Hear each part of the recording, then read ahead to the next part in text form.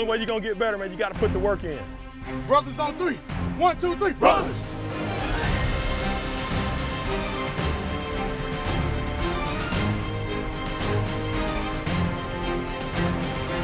Everything that we do out here is for a purpose. Hey, you got to get in there and fight now. You got to get in there and fight. Let's stop that talking and let's just do it, bro. Belly on 3, 1, 2, 3.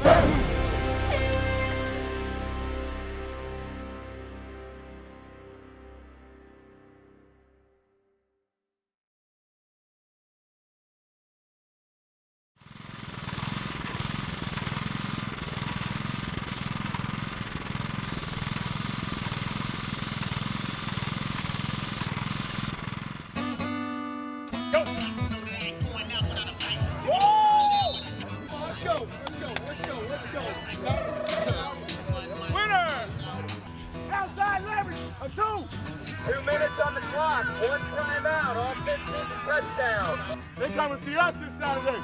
Let's go. Win on 3. 1, 2, 3.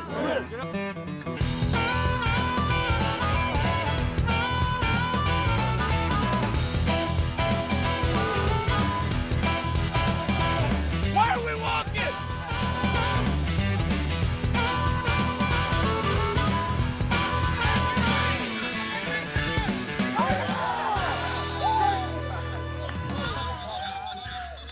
All right, listen. Make sure you're taking care of your business. Going to class. All right? Recovery tomorrow. Okay, be smart with what you do. Start hydrating. Okay, we're back outside for the first time. All right, and so you can tell some guys were getting gassed out here tonight. We ran pretty good. That 2-minute deal is a thinking deal, but it's also a conditioning situation, and thinking while you're tired, making decisions while you're tired. Okay, that's what that's for. So learn from it. All right, let's go. Everybody get in there. Let's go.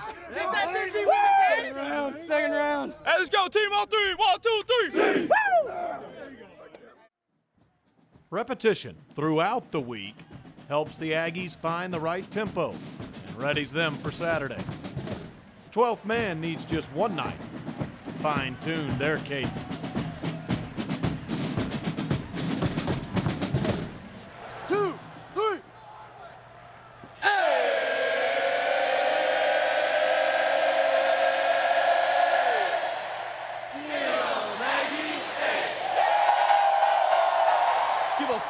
Texas Aggie welcome to President Michael Young.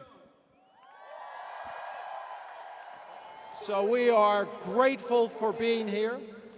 We're grateful for who you are, what you stand for, what you represent, and what you do. So in the end, I have one last thing to say.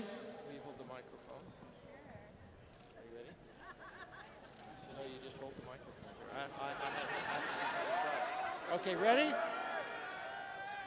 Beat the hell out of Ball State. Howdy.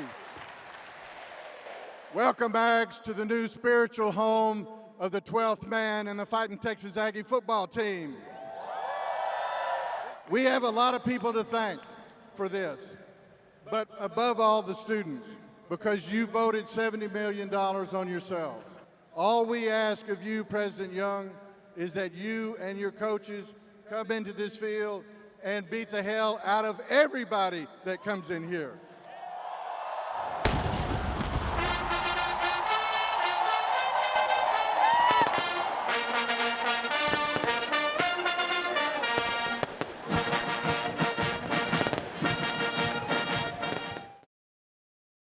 The Pulse, Texas A&M Football, is brought to you by Memorial Hermann, official sports medicine partner of Texas A&M Athletics.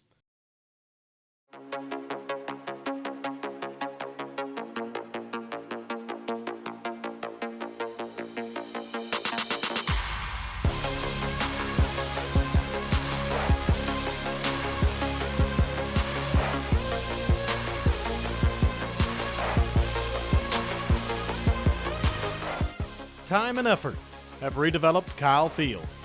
Jermaine Affetti knows this well.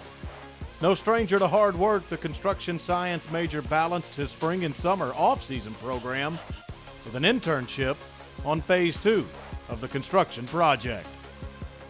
After football, whenever that may be, to be able to get back in the industry some way, somehow, that'll be a great opportunity for me, and to have that experience just made me even more excited for my career off the field. I told him he traded in his hard hat for his helmet, here in the fall. He's all over the building, everywhere, keeping everybody up to date on what's going on, because we couldn't get in there, but what an experience for him.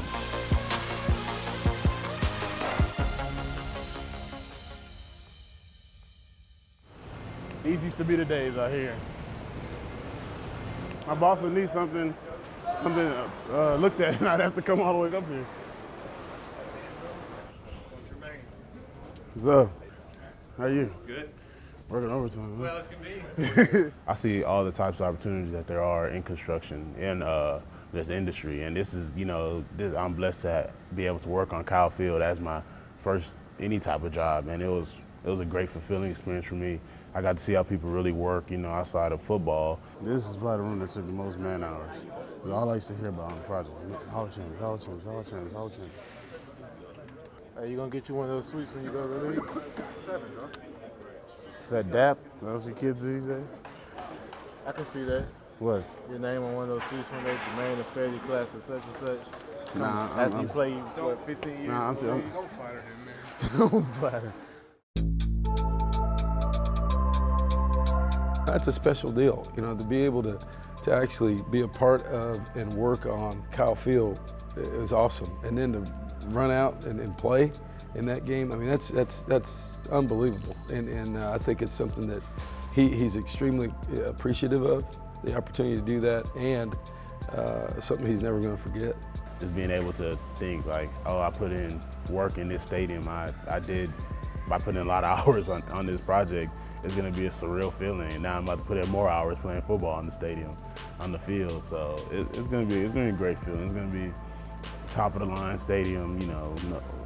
Wouldn't expect any less, and I look forward to it.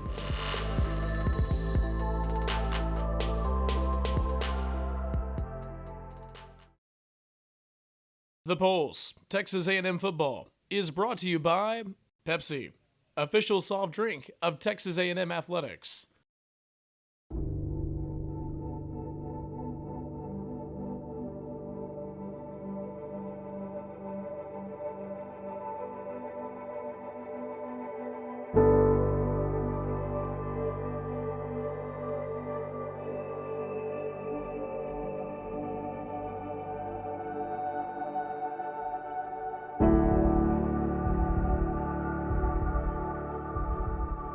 Game day in Aggieland is unparalleled theater. Yet this particular Saturday brings a scene the team and 12th man had never witnessed. A completed Kyle Field waits the Aggies along with an audience of over 100,000. Backstage Focus preps this team.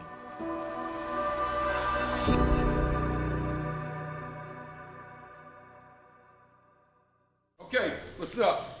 All right, make sure tonight everybody in this room understands what we're doing, okay? You cross those white lines, we're counting on you. Everybody, counting on you to execute, play hard, play smart, right? And be physical. Be physical. Expect to play tonight and expect to play well. Everybody got it? Okay, Coach Pat. Start fast, take care of the ball, and let's put a show on for all these people that came out to watch you guys play. All right, good luck. Make us proud how you're going to play. We set the standard last week. Hey, it's simple. Get the ball. Get the ball back for the offense. Knock their ass back.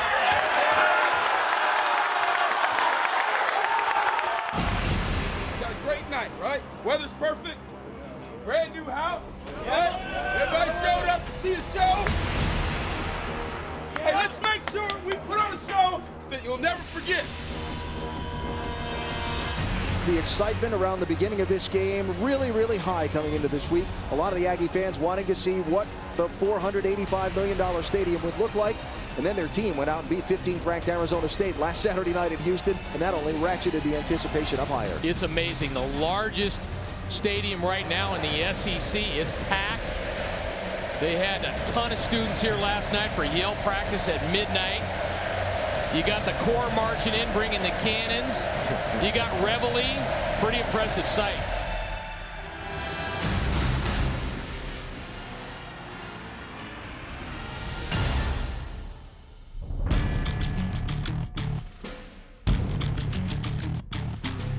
Here comes Carson again, gets around one, he's got the edge.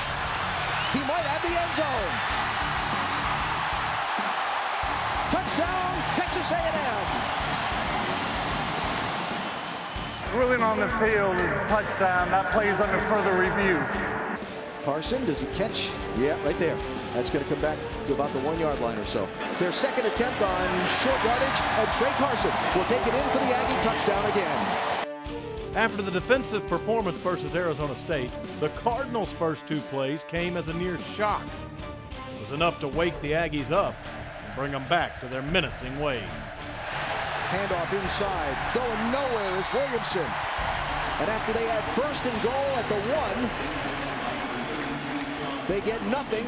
Hey, we good. Let's go, man.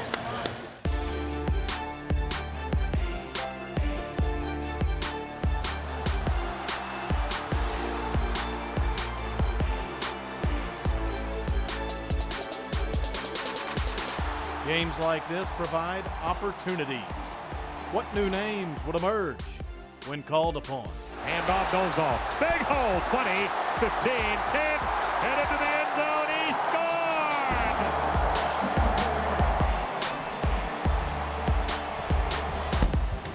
Hell yeah, brother.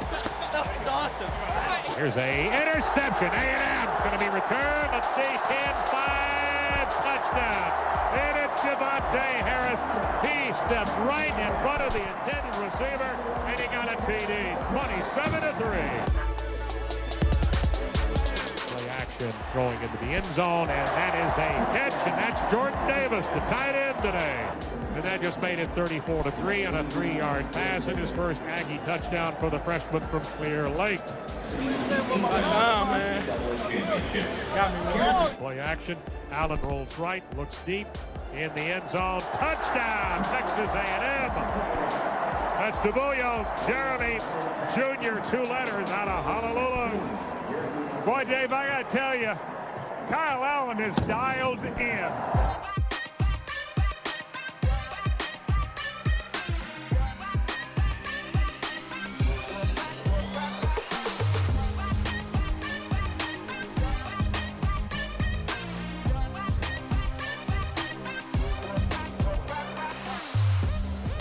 And plenty of time for Murray. Rolls right, throws, lofting one, has it, and a touchdown. 81-yard drive, 16 plays, and a 10-yard touchdown pass to Kirk.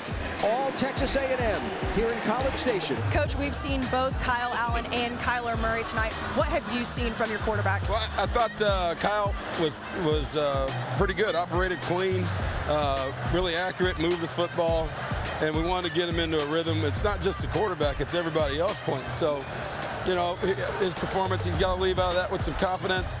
Kyler comes in, picks up where he left off, you know, trying to get him involved with being in the pocket, going through his reads, going through checks. So really beneficial for both of them. They're both playing with real confidence right now. Thank you so much, Coach. All right, thank you. The Polls, Texas A&M Football, is brought to you by ASCO, your place for case construction equipment in Texas.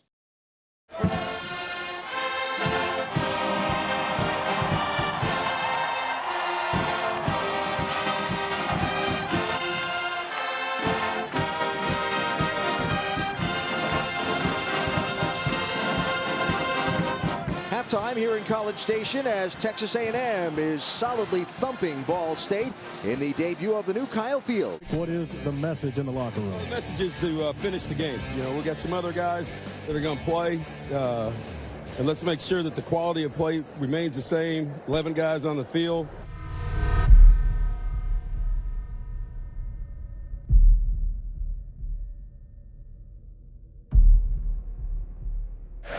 So 49-3.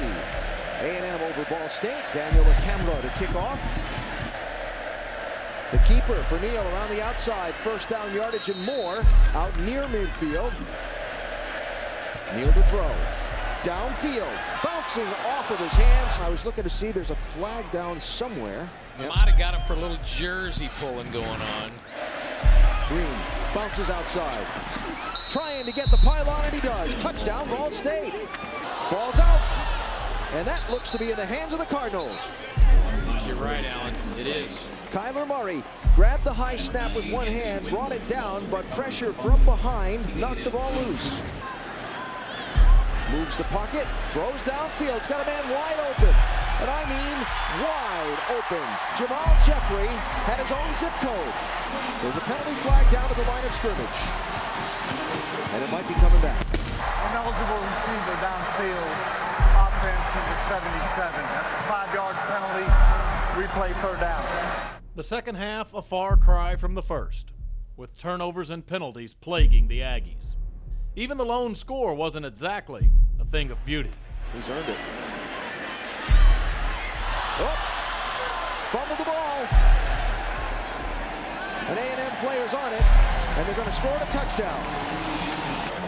That's every lineman's dream, you know that, right? You scored before Caden did? It may never happen again. It probably won't. Odds are, unless you're going. Enjoy it while you can. Enjoy it while you can. Despite the final 30 minutes, this was an easy blowout victory, thanks to that brilliant first half. But Kevin Sumlin is always looking for the full 60 from his team. Guys who went out there in the second half, it was two different teams. Turn the ball over, penalties, all right, not getting lined up, guys, 10 guys, some guys not in on situations, no focus, no leadership, bad football the second half. We can't play with 11, 12, 13 guys for the next 10, 15 weeks. So we got to be able to trust you, but you need to get it fixed. We're putting you out there because you can do it. And we need you to do it. And we need you to do it consistently. Guys got it? Yes, sir. The great thing about this game was I thought our guys did what we asked them to do. Start fast offensively, play hard, play smart, and then, you know, when the other guys got in there in the second half, it was a different story. I purposely didn't, you know, say a lot at halftime. I wanted to see how guys would react as we went back out on the field, and that's where leadership comes into play. But a lot of our leadership was on the sideline. As hard as it was to watch, and what I think is going to happen is when we watch this video, then guys will learn from it. You know, it's okay to make a mistake. Let's not make the same mistake over and over again. The Pulse, Texas A&M Football, is brought to you by AT&T, mobilizing your world. Okay, real quick, let's show this video, and then we'll have special teams in here, right? And then remember, we're going to be at the back door at 5:45.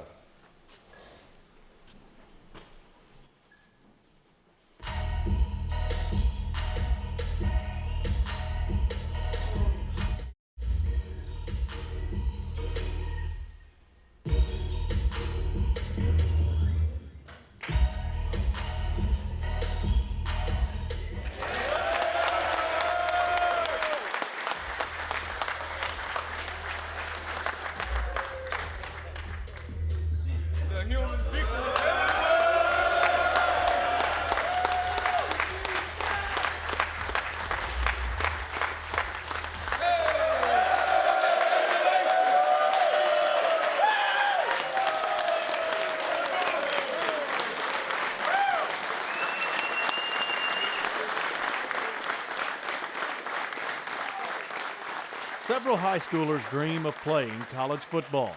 For some, walking on is the only way to fulfill it. For even fewer, that day comes when it all pays off.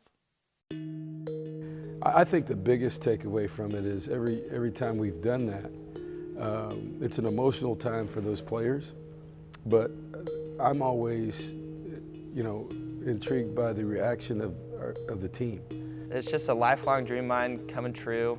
Really, it was just a culmination of a lot of hard work, and I really can't describe the feeling. It was awesome how they did that, and really getting to do it with Bryce was really cool too. He's my roommate and one of my best friends, so that was really cool. I mean, it's always a good experience to come in as a walk-on because you have something to prove that some of the scholarship guys may not, and you want to give it your all every time you get a chance to play.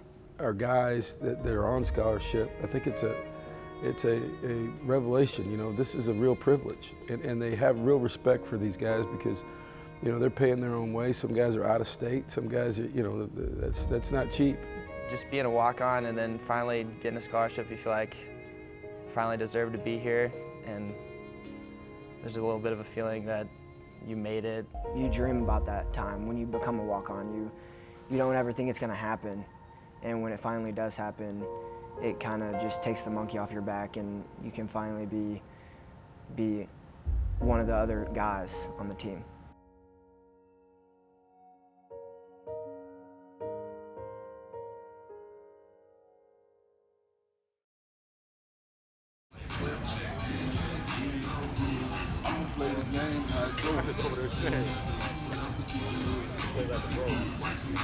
You make sure everybody hydrated. You learn about this. When you gonna take the last little bit? Old school play. There you go, Lush. All right.